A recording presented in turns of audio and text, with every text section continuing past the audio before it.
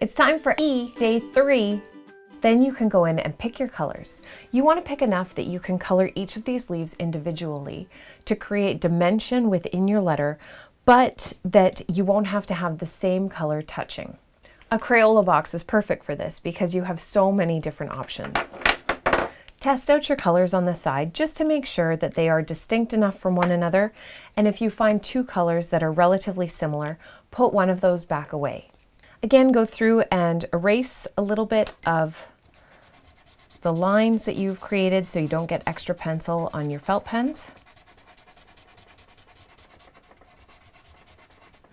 Then you can start to color them in. Start with your lightest color and randomly color in leaves throughout your piece.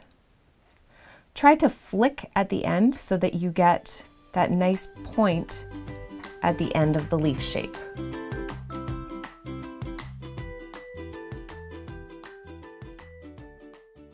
Choose your next darkest color or your neon color and continue to color in your leaves.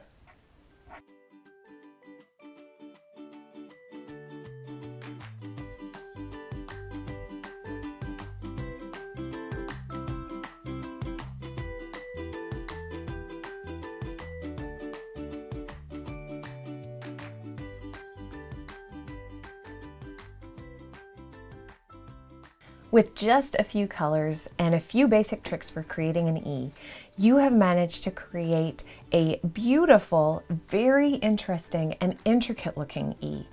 When you are putting your darkest color on top, make sure you're using the lightest strokes and really flick those.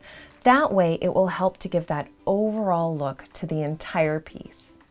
Remember to share your creations with the hashtag IncyAlphabet so that we can create beauty like this together.